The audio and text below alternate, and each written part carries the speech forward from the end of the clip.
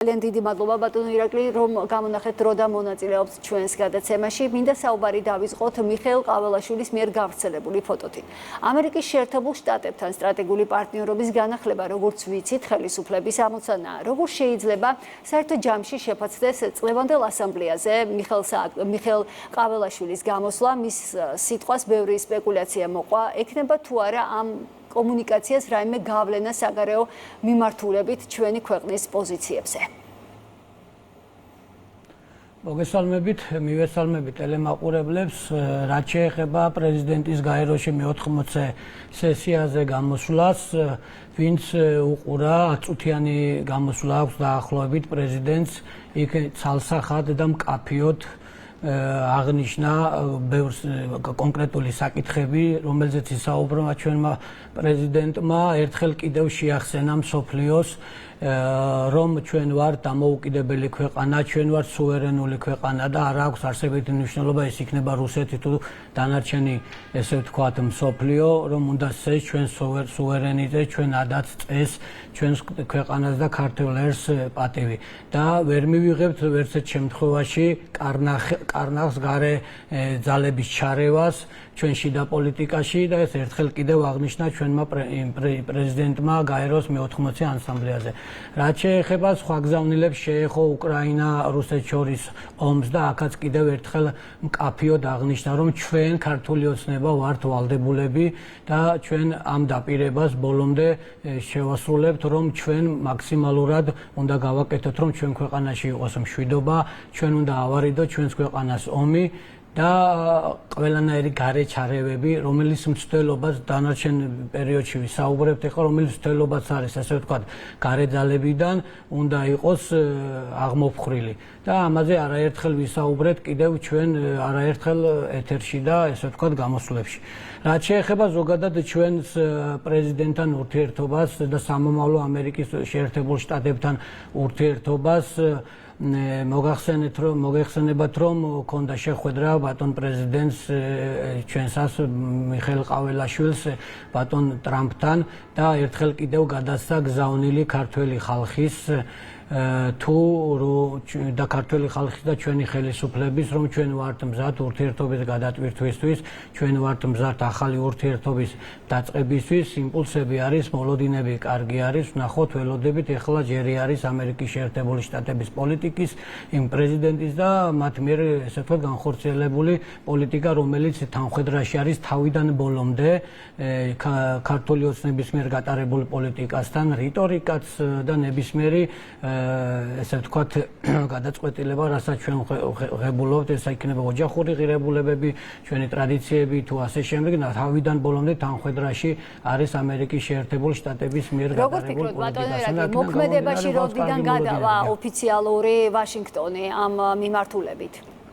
ჩვენ უახლოეს მომავალში ველოდებით უკვე არაერთი ნაბიჯი გადავდგით, არაერთი წერილი, ღია თუ ასე ვთქვათ დახურული წერილი მივწერეთ ამერიკის შეერთებული შტატების პრეზიდენტს, ეხლა პირადად მას გადასცა ჩვენი ქვეყნის პრეზიდენტმა, ჩვენი გზავნილი ქართველი ხალხის და კიდევ ერთხელ ვიმეორებთ ხელისუფლების და აქედან გამომდინარე უახლოეს მომავალში უკვე ველოდებით ესე ვთქვათ შემოხვედრ ნაბიჯებს. არის კარგი მოლოდინები და ვნახოთ დაველოდეთ მოვლენებს წინ არ გაუსწრებთ ესე ვთქვათ.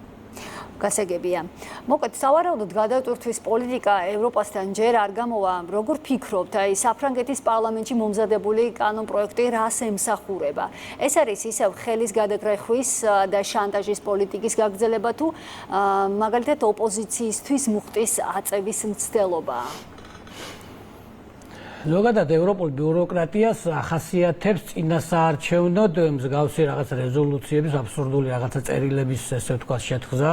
ეხლა რაც შეეხება ამ კონკრეტულ შემთხვევაში საფრანგეთის სენატი ღებულობს და დიდი ალბათობით მიიღებს აღნიშნულ წერილს, სადაც წერია, რომ თითქოს მიხეილ სააკაშვილზე არის იქ საუბარი, სადაც წერია, რომ მიხეილ სააკაშვილი არასათანადო პირობებში იმყოფება და მის მიმართ ესე ვთქვათ ხორციელდება ზეწოლა და ასე შემდეგ, ბევრი რამოდენიმე რომ თურმე რუსული ჩარევები არის ჩვენს ქვეყანაში, შიდა პოლიტიკაში თუ გარე ფაქტორები, არ აქვს არსებითი მნიშვნელობა, რომელიც არც ერთხელ არ დადასტურებულა.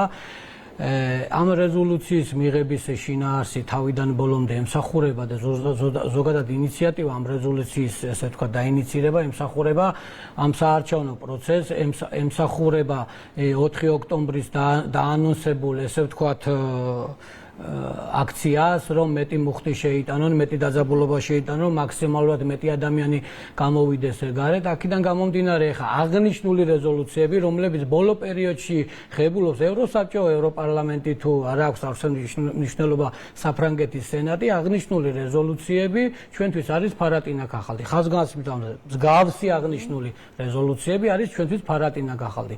რაც უნდათ მიიღონ, იკითხონ, დაჯდნენ თვითონ. ხა ჩვენთვის ეს რეზოლუცია არაფერს არ წარმოადგენს, როდესაც სტრასბურგის სასამართლო აბსოლუტურად ამბობს საპირისპიროს, რომ სააკაშვილი იმყოფება სათანადო პირობებში, რომ მას საჭიროების შემთხვევაში აქვს სამედიცინო დახმარებას და მასზე არ ხდება ზეწოლა, აბსოლუტურად სხვა რეზოლუციაში აქვს იგივე ქვეყნის სენატს იგივე ქვეყნის სენატის წევრებს საფრანგეთის სენატში და ალბათ ერთმანეთში არ საუბრობენ ისინი. აქედან გამომდინარე, ახლა ჩვენ ამას ყველაფერს რა ვიცი, უყურებთ უკვე განმარტებებსაც აღარ ვაკეთებთ ეგეთ ესეც საკითხებს. ნახეთ 4 ოქტომბერი ახსენეთ და ერთ კვირაში ზუსტად არჩევნები, აი პროცესების როგორ განვითარებას ელოდებით ამ დროისთვის, რა შეიძლება მოხდეს? რატომ გეკითხებით, იცით, ოპოზიციური არხები ხშირად ავრცელებენ სხვადასხვა სახის ინფორმაციებს, მიანიშნებენ დესტაბილიზაციაზე. როგორ ფიქრობთ, მოვლენების რა განვითარება იქნება? აი ხელისუფლების მხრიდან რა მოლოდინია ამ კუთხით და როგორი პოზიციონირება იქნება მართლ გუნდს, იმიტომ რომ ხშირ შემთხვევაში ამაზე სავარაუდოდ საერთაშორისო ორგანიზაციებიც აპელირებენ, რომ პასუხისმგებლობა დაეკისრება მართლ გუნდს. საერთაშორისო ორგანიზაციები განსაკუთრებულად ეს ბოლო წლებია მსგავს განცხადებებს აკეთებენ, პასუხისმგებლობა რა თქმა უნდა დაეკისრება ხელისუფლებასო. ამბობენ ახლა ისინი, ხოლო ძირითადად მხარია ახლა ამ კონკრეტულ შემთხვევაში ჩვენი საერთაშორისო ორგანიზაციები თუ ეგრეთ წოდებული ევროპელი ბევრი ესე ვთქვათ პარტნიორი, იმიტომ რომ თავიდან ბოლომდე ისინი ამზადებენ ამ პროცესს, ისინი აფინანსებენ ამად გადამზადებას სხვადასხვა ქვეყანაში, ლატვიაში თუ სხვადასხვა ქვეყნებში, რომ რაც შეიძლება მაქსიმალურად დაძაბულობა შეიქმნას 4 ოქტომბერს ესე ვთქვათ დედაქალაქში, ხომ?